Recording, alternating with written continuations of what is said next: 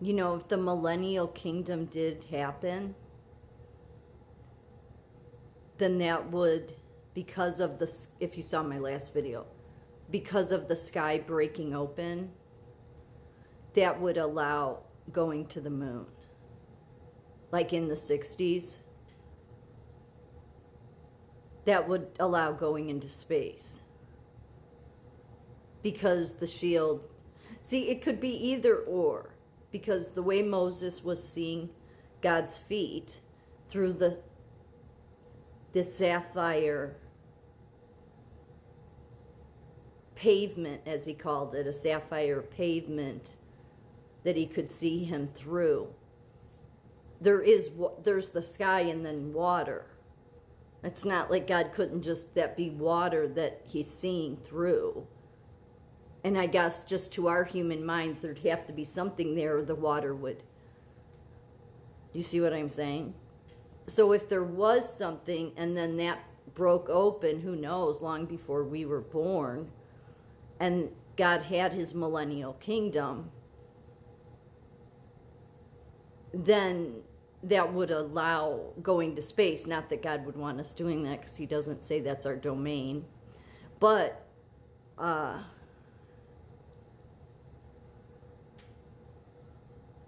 guess that would be the firmament. That's what I should have said. That, like, I don't believe in the flat earth. I'm not saying it's not possible. I just don't, I could see the whole earth being around, being encased in a firmament. But I understand why people say that, because of Sheol and hell and, the underworld, all that. So,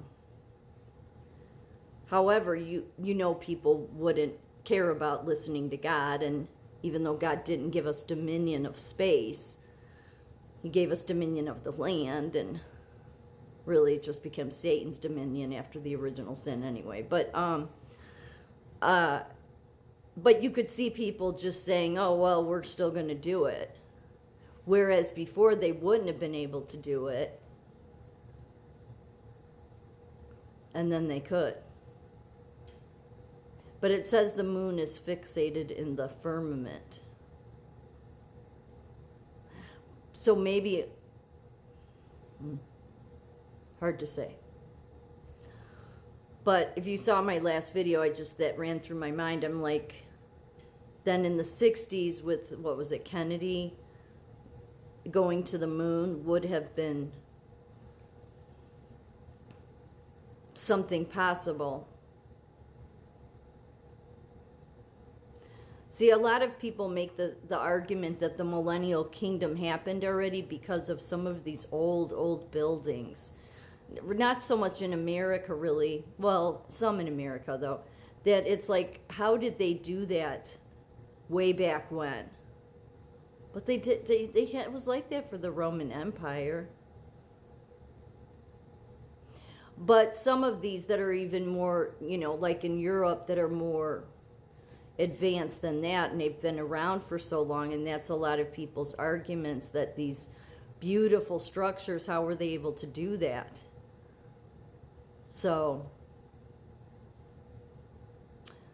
the Vatican really proves that they worship not the Son of God, but the Son.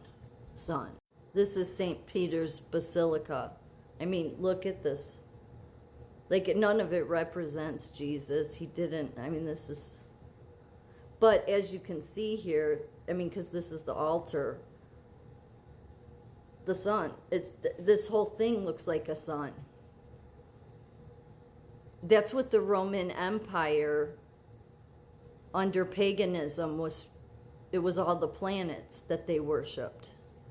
There's a closer up image of it. Yet look at all of these people that are, this is just such not a representation of Christ. It's a representation of the Roman Greco paganism so Rome, I don't think, ever converted. Maybe some of the people did, but I don't believe Constantine did. I think they just wanted to say they did while they continued their pagan practices and found a way to incorporate them, which is then why they worship Mary. And all their symbols, it's like what they worship is the sun. S-U-N, not the Son of God.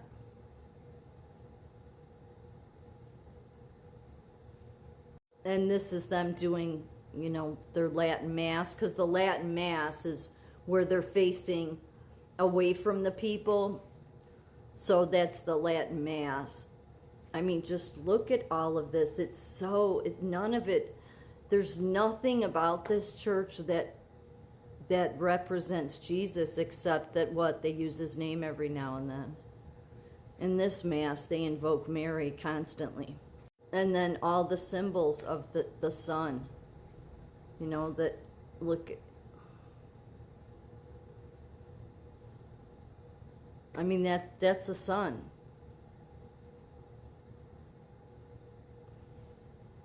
Yeah, pagan sun symbols in Roman Catholic churches. This one is obviously the one in Jerusalem, but yeah, you see, that's the reason they I think that's why they put that halo around them too, because it's really representing the sun, not S-O-N. The sun symbol of Baal and Shamash on the floor of the Vatican Plaza.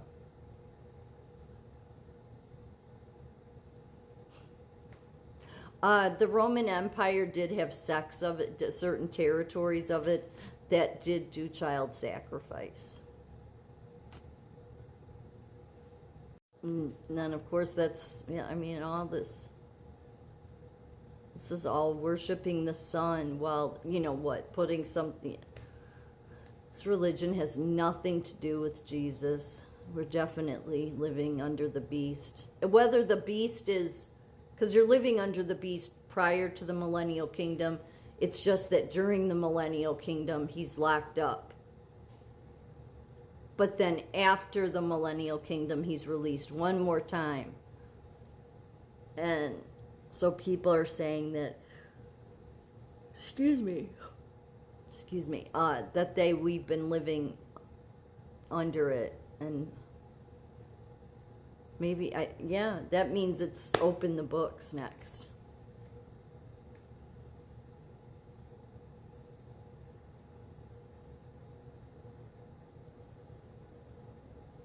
I mean, that's the best part, really, you know, because to me, that's because that's the new heaven and new earth, and God ultimately reigning.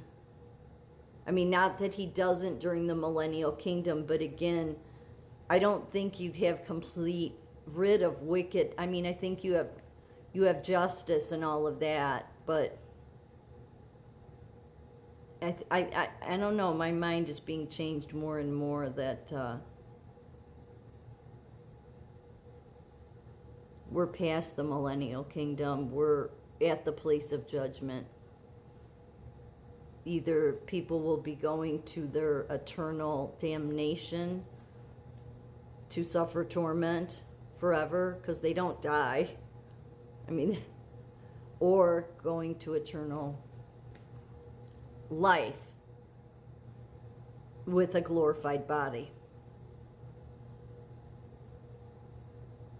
And I think that that's what it would be, that's why when Jesus came back in the glorified body, he was in his body.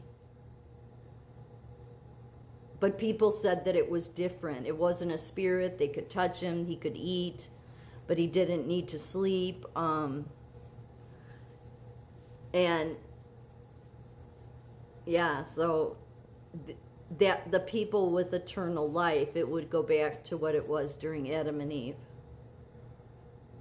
The way it started before any sin. So given all this nonsense, I mean, look at this ridiculous hat and all this stuff back here. Nothing about it is about Jesus. It's paganism.